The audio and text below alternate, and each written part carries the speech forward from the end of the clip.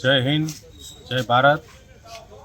આજ રોજ જેસિંગપરા વિસ્તારમાંથી એક નાના પરિવારમાંથી ગામમાંથી જેસિંગપરા તરફ પોતાને દૂધનો ધંધો હોવાથી તે અને કાયમિક માટેનો રસ્તો જે ટાવરથી તે પાણી દરવાજા મંદિર સુધીનો છે ત્યાંથી એને હરરોજ આવવાનું હોય છે અને એ 9 વાગ્યાની આસપાસ ત્યાંથી આવેલ।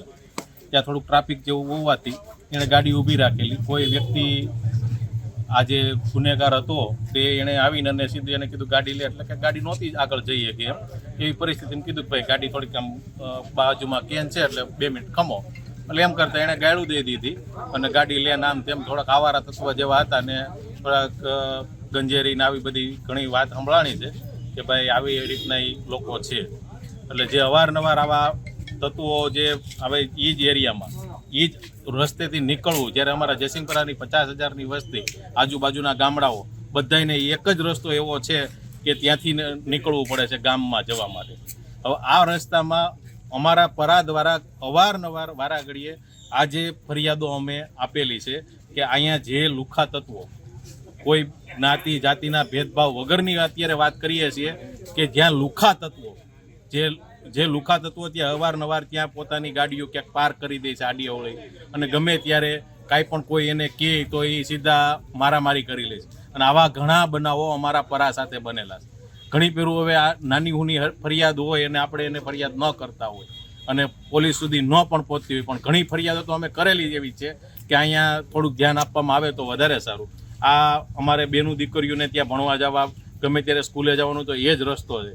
ત્યાં આવી રીતના વારાઘડીએ પીને અને રોજનો ત્યાંનો એક નક્કી છે કે 24 કલાક જો તમે કોઈ એવા વ્યક્તિને બેહાડી રાખો અને 1 કે 2 ડખા ત્યાં ન થાય એવો 365 દિવસમાંથી દિવસ નથી ચાલે। આજુબાજુમાં જે રહેણાંક વિસ્તાર છે એ લોકોને પણ પૂછો ત્યારે ખબર પડે।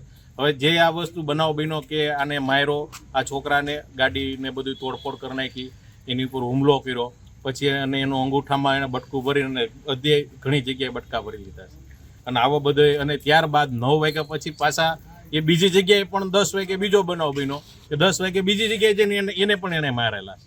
એ 2 જગ્યાએ અત્યારે સિવિલમાં 2 વ્યક્તિઓ દાખલ થયા। ત્યારે અમને 10 વાગ્યાનો પણ ખબર પડ્યો કે 9 વાગે તો બનાવ બન્યો, પણ એના એ જ વ્યક્તિ પાછા 10 વાગે બીજાને માર્યા। આટલો એને લુખાગીરી ને એટલી બધી એની દાદાગીરી હોવા છતાં જ્યારે અમે ફરિયાદ કરી ત્યારે ફરિયાદમાં થોડુંક તકલીફ હતી, જેથી કરીને અમારે પોલીસ સ્ટેશને આવવું પડ્યું અને 3 કલાક સુધી અમારે રામધૂન બોલાવવી પડી। હવે જ્યારે સાહેબ આવ્યા અને સાહેબે જે વાત કરી કે શું પ્રોબ્લેમ છે, ત્યારે અમે એને પૂરી રજૂઆત કરી ત્યારે સાહેબે પોતાની રીતે જે કાંઈ ગુનાઓ દાખલ થાય અને પોતાની અમને આશ્વાસન એવું સારું એવું આપ્યું છે કે આ લોકોને અમે વધારેમાં વધારે સજા મળે અને જે કાંઈ અમારી કાર્યવાહી પ્રમાણે કરવામાં આવે એ સંપૂર્ણ રીતે વ્યવસ્થિત રીતે અમે કાર્ય કરીશું। આવી અમને બાંહેધરી આપી છે।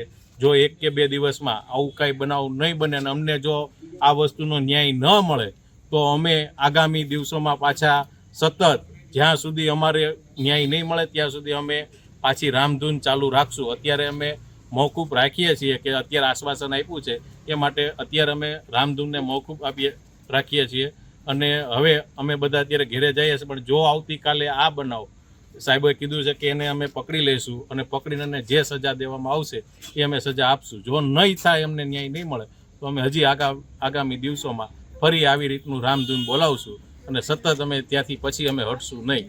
આવી અમે એક અપેક્ષા સાથે બધાય સાહેબોની જે અપેક્ષા રાખીએ છીએ સાહેબો પાસેથી। જય હિન્દ, જય ભારત, ભારત માતા કી જય।